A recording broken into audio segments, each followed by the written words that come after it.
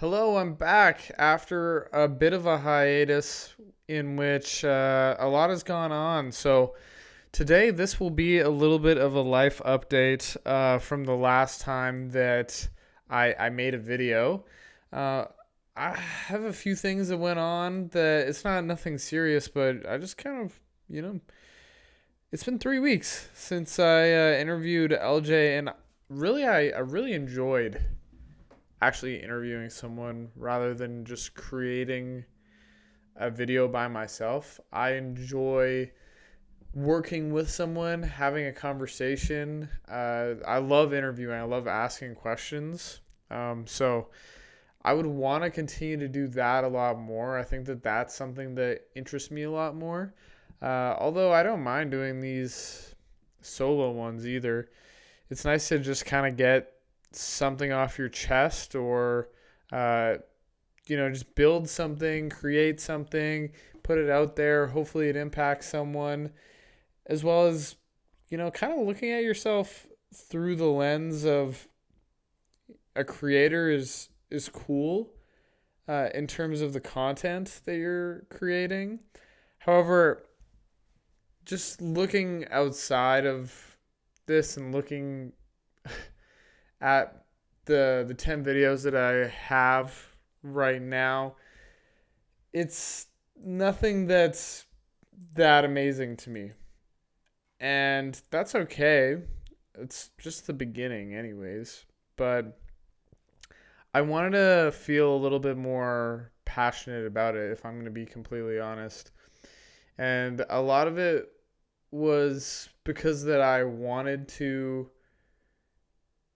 be like the people that I listen to, that I follow. Some of my top podcasts are Modern Wisdom, Chris Williamson, and watching him speak, navigate through a conversation, he's an expert conversationalist. It's incredible. The way he'll be able to pull out quotes and ask these well-timed questions, and sometimes it's really acute, the little thing that he'll do within a conversation that gets the conversation moving towards something that really is exciting, and that's where the exploration really begins.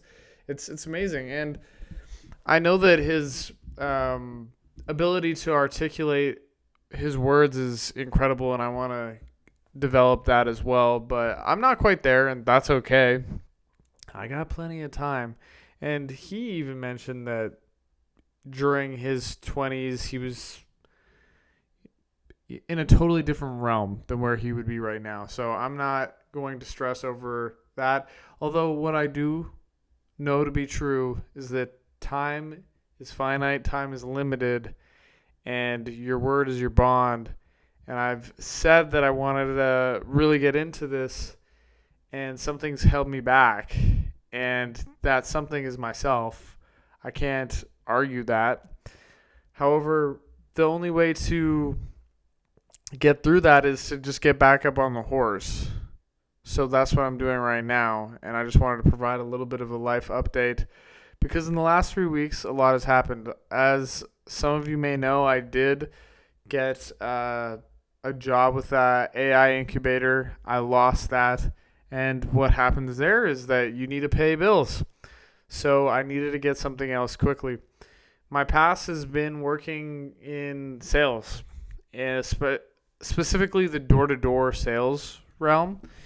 And for me, I felt that I was selling my soul, no pun intended, for a product when I was selling solar. And it wasn't maybe the product, more so the environment in which I put myself in and the strain that I put myself in, and catering to so many people to the point where I wasn't giving myself the respect that I deserved. So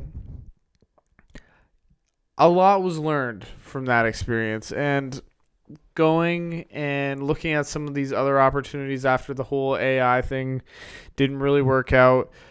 I had a few different options. I had the opportunity to work with the city doing grounds maintenance or just parks just as a laborer and work in the greenhouse. And I seriously considered this because it was going to be really early wake ups, which is fine, create some discipline. And when you wake up early, you get all your work done while most people are asleep, and then you get back home and it's around noon and you have most of the day. However, you're going to be pretty tired. That is just the reality of that work schedule. Not something that was super exciting to me, because I'll wake up early, but to wake up at like 3 in the morning, 2:30 in the morning to get to work at 4. Oh, buddy. And they did say that it was eventually going to go to 6 p.m., so then you're off work at like 2, and it was a 6-month contract. So the pay was pretty good. It was like $34 an hour, but who in this day and age, after understanding that you can make so much more money when you have a skill like sales, and after doing that with my past sales opportunities, I really realized that it sounds like a pretty good opportunity to just like have some, consistent money. The hours are going to be a little crazy. He also said that, you'd be working weekends, that kind of thing. Doesn't really matter, but I was thinking of it more as a gap. Because it was a 6-month term. It gave me time to maybe work on something on the side that eventually could be pushed into the light and create a business, which I have been thinking a little bit about. Or do that and eventually maybe go back to school because I want to specialize in something. Whatever that is. Not that you need to go back to school. Honestly, I'd want to avoid that because student debt is no joke. You don't want to get into it.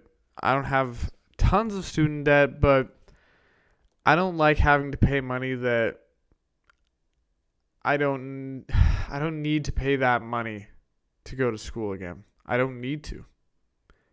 But I could want to. And there's a difference between a need and a want. A want is, let's say I want to be an urban planner. Like, this is something that I'd be very, very interested in. You're never going to be working at a firm without the proper requirements. You need to have qualifications. That's why you have to go to school for that kind of stuff. That's if I want to become an urban planner or a dentist, whatever. You got to go to school. You got to get that done. But when we're talking about something like sales, you could be a drug addict, but as long as you can sell, it's fine. You don't need to have sales skills in the beginning to learn sales skills. And it doesn't need to take a long time either. It doesn't take a long time if you got to be a quick study. You got to be someone with a student mentality and want to learn and even be obsessive about it to really excel. Now, for myself, I worked in the home services industry with solar. I was also looking at another job, and this was something in the HR realm. And I was thinking, like, HR, it was a people and culture coordinator position. This job, it would be pretty cool because the company was this big construction, property management, and property development company. So I thought it would be cool. Honestly, thinking more about those realms, real estate development sounds like it would be the thing I'd be most interested in. Now, I got to the second interview, and I went in, and it was an hour-long in-person interview, and I thought I absolutely crushed it. I was like, there's no way I'm not getting offered this job. I didn't. I didn't get offered the job, and good. It's fine. Wasn't meant to be. They told me that I had a really good interview, that I interviewed really well, but the reason why they didn't select me was because of another candidate having more qualifications. Hey, is what it is. But those were just 2 of the 3 job prospects that I had after the AI incubator was done. As I mentioned, I worked in solar, home services sales. I applied for a company called Leaf Filter, super prominent company. They've sold more gutter protection than all other companies combined, and they have a patented gutter protection product called Leaf Filter. I went in for an interview, and it was less of an interview, more of like, do you want to do this? Because for my resume, and I'm assuming my vibe when I got there, he could tell that I was a pro, the manager. And pretty much, as I was expecting, kind of offered me the job on the spot. And I didn't want to accept it right away. But I took his card, and he was like, give me a call by the end of the day. And the more I thought about it, I don't have to do this forever. Maybe I want to. Who knows, right? But the best earning potential was in this. Was in Leaf Filter. So I went with it. You get leads and you drive to them. You're an independent contractor, it's your own vehicle, all that. And you get maybe 2 or 3 days. So you're really not like working a ton. You're doing but other than that, sounded like a pretty good gig. I didn't have to manage anybody. It was really just me being independent. However, I do like working with a team.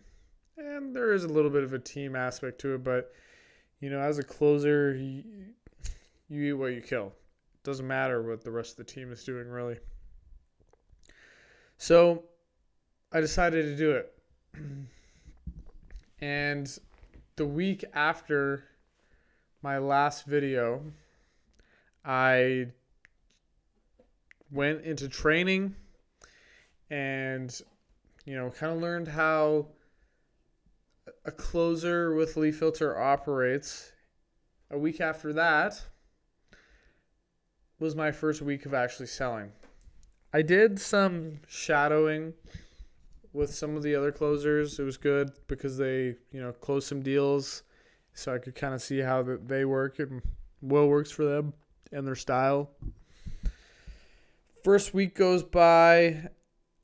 I end up making close to $3,400 in my first week. And it got deposited as well. The whole thing. Paid in full. In solar, usually you're lucky if you get paid 50% up front. But this got installed really quickly. It was great. So I'm glad I did that. And to think about it too, that AI incubator job, I did a pay cut. Like I took a pay cut because I want to learn and be in close proximity. What ended up happening though is that I didn't stay there, and I did get one paycheck for what would have been 2 weeks worth of work. And they added $500 on top of that. And it was less than half of what I just made in 1 week selling Leaf Filter. So, and all I was doing was cold calling at the AI incubator, so I wasn't learning much anyways. It took me out of my misery, to be honest. So that's fine. I'm now working here, and I'm just happy to be making some money. And I'm just trying to improve myself a little bit too. I want to focus a little bit more on on the content and everything. Something happened though is that I was reading a book, and there was it was 101 essays that will change the way you think, and there's one of those essays about emotional intelligence, and I had a interaction with some people that made me really think about this, and I made a video. And I watched the video, and it was going to be a reel. I was going to put it on Instagram. And I thought, this just feels so weird talking about this. Like, I'm not the right person to talk about this with. So I just saved the video and I never posted it. And for some reason, I think that made me anxious to a degree. Like, I should have just posted it. And I haven't posted anything since on that. And my last post before that was, you should just keep posting. So I'm a bit of a coward in that light. But I'm here talking now, so that's okay. Life update, you're going to have ups and downs. Consistency is important. Habits are so important. We just recently went to Vancouver. We had a really good trip, we being LJ and I. And we went to a Canucks game, the aquarium. It was just a splendid time. And Stanley Cup and the dog even came. But we were doing a little bit more drinking. Because I've been real healthy, and I'll get into that as well in the life update. But there was 2 nights of drinking, kind of going out a little bit later, and that has thrown everything off. And from the book Atomic Habits, 2 days is all it takes to break a habit, or 2 days is all it takes to create a bad habit. And I think that's totally the truth. Consistency is totally king. I think the best thing you can do is just wake up at the same time every day and try to go to bed at the same time every day and follow a workout routine, like a workout split that works. That's going to keep you at a base. That works for me. When I was working with the solar company, I was giving way too much. I'm bouncing around a lot, but bear with me. And I would be doing so much driving, I wouldn't eat enough. And when I played football in university, I was maybe around 175 pounds. And I was in great shape. I went to as little as 155 when I was working with the solar company. I was literally just starving myself. And I looked like shit, man. I was tired. I was stressed. And I'm never going to put myself in a position like that again if I can help it. Because who cares if you're making good money if you are killing yourself in the process? And you hear people talk about that all the time. They retire. What would you do different? I would have, valued my health more than constantly working and overworking myself. Right? They say work-life balance. I think that that's cliche, like work-life balance. I think that if you really want to be successful, that is extremely hard. However, work-life harmony, I understand that.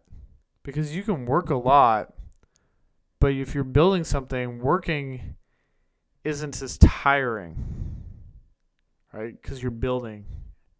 Versus if you're doing some repetitive, tedious task at work, that is tiring. You're not building anything. And if you are working if you're working like 70 hours a week doing that's for me the definition of work-life imbalance. Whereas you can see people that are worth $100 million, those people, they buy their time back. They don't want to just do everything in the company. That's why they hire people, right? And they do what is best. What they are best at. That's what they do. They do what they're best at, and they let other people who they hire and on their team do the rest to make it just a full operation. So for me, if I'm a salesperson, then persuading and negotiation as well as leadership, those are things that I'm good at. So I would keep that as a niche. In the corporate world, they want you to be well-rounded. However, in entrepreneurship, it's said that the best thing to do is target what you're really good at and try to really leverage that. So for me, I'm going to live my best life, go hiking with my dog every day, and kind of put my, I guess, leadership a little bit on the back burner in terms of like, unless I can find something else to really use my leadership, but I'm going to be more independent with this job. And I'm going to use my communication skills, my sales skills, my negotiating skills to my benefit here, as well as try to improve them. And as long as I work out, eat right, spend quality time with the people I love, who cares about work-life balance if it's work-life harmony? If everyone around me is happy, I'm happy, that works. However, something about this is that if you're kind of on call where they just give you leads the night before and you got to drive to them, true freedom is freedom of time. And when you don't know where you're going to be, that can be kind of tough. It's still something I'm working with, but I'll figure it out sooner than later. Something I realized, though, when we went to Vancouver is that there's so much going on, and people don't really care. And what I mean by that is people don't care because everyone only cares about their own world. Everyone is in their own world. And when you're in a bigger city, everyone's world, like the bubble is thicker between everyone's world. The reason why I say that is because if you live in a small town, the bubble is thinner between everyone and their own individual worlds is because everyone knows each other or has something in common in that way. Versus in a city, there's so much going on. There's so much unknown about the people that you're passing on the street that no one cares. You can see if you're in a small town with no homeless people or anything and someone, takes their clothes off and runs down the street and like throws a bottle through a window or something like that. That's going to be wild news. Versus you go to a big city like Vancouver, there's stuff like that happen literally on the daily. I saw a car in a restaurant. Like it had smashed through a restaurant. Poke Rito. There's a whole SUV that had just smashed right through the door. It's like, how often does that happen? Probably not that often, but people are barely even looking. They just got their AirPods in, they're going. And then you see drug addiction is really endemic, but especially in Vancouver, it's pretty bad. And you'll see, some pretty damaged people that have been living on the streets for a long time. And they're insane. The drugs have totally taken them out of a normal reality that other people live. But because it's so commonplace, it doesn't affect, like, it probably does affect. It would affect people, but people are immune to it. They live there. They see it all the time. It doesn't affect them like it would someone that lived in that small town and has never seen something like that before.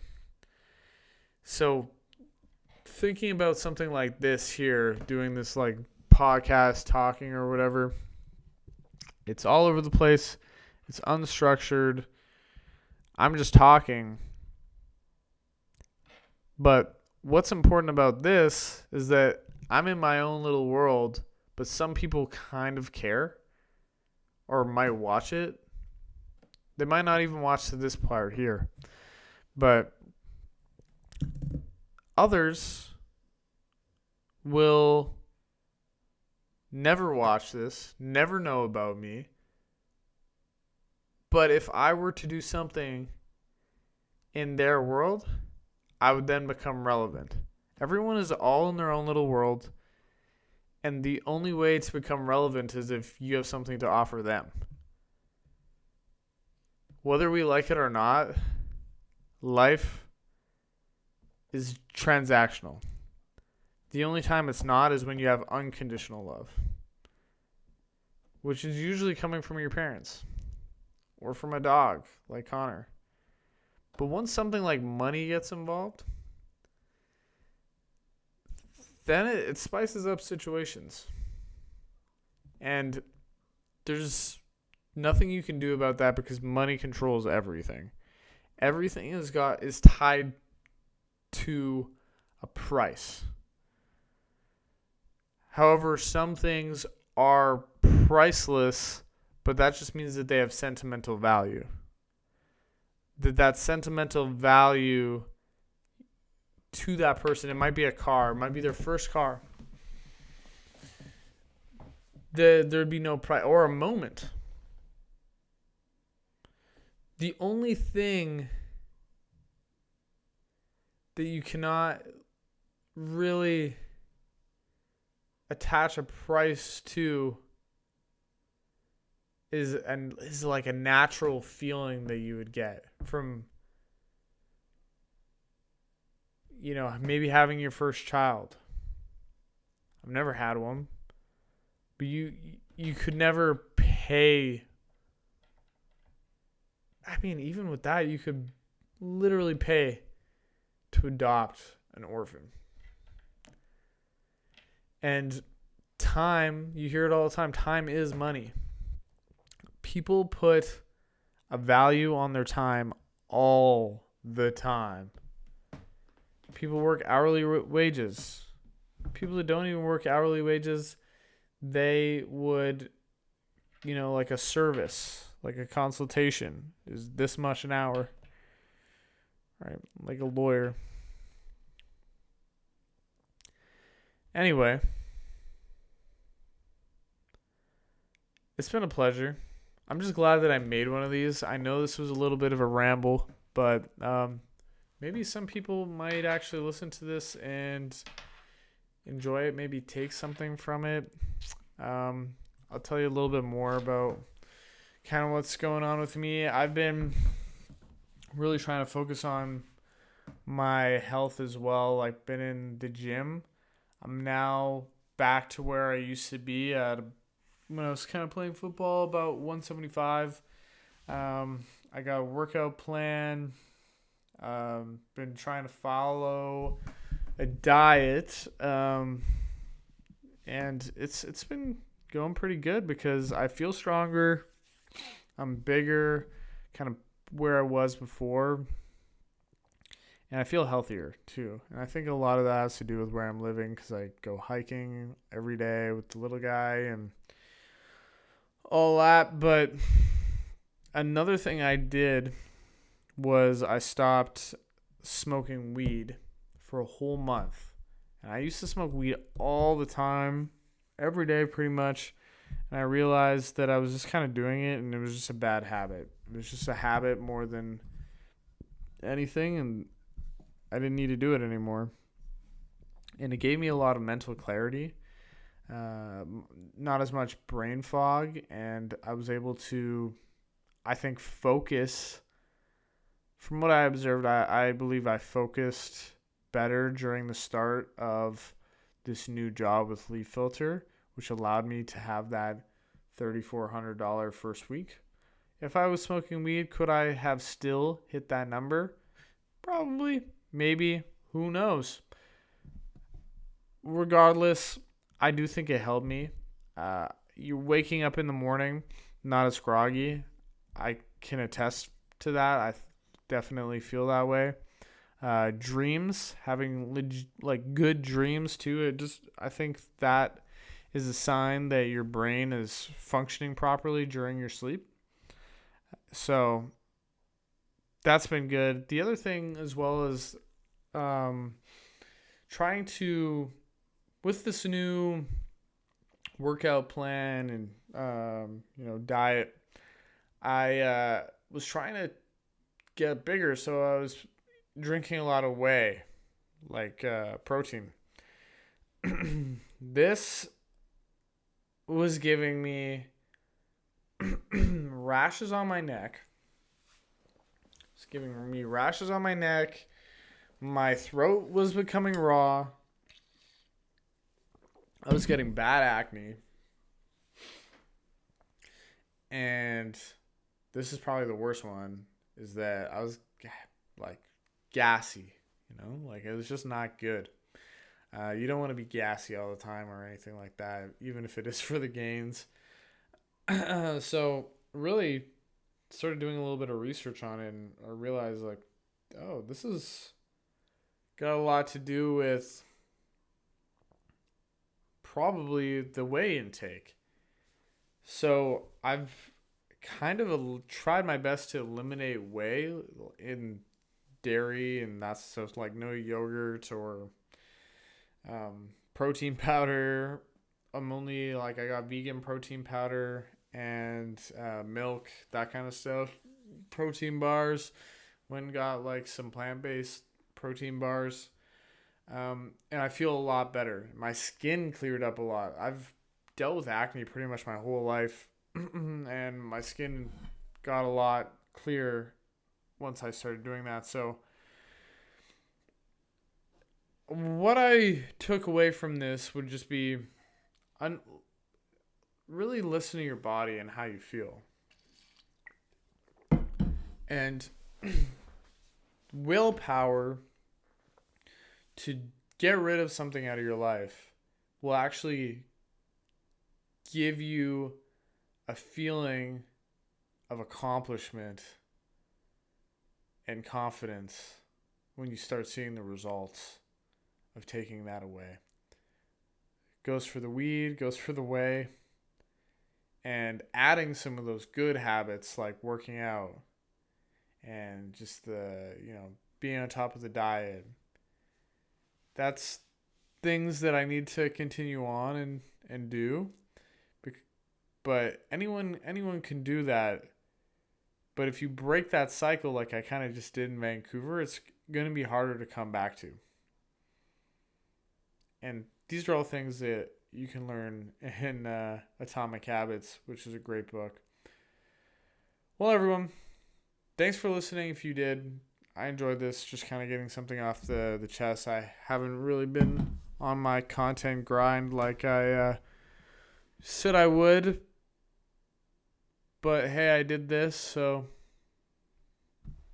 we're getting better.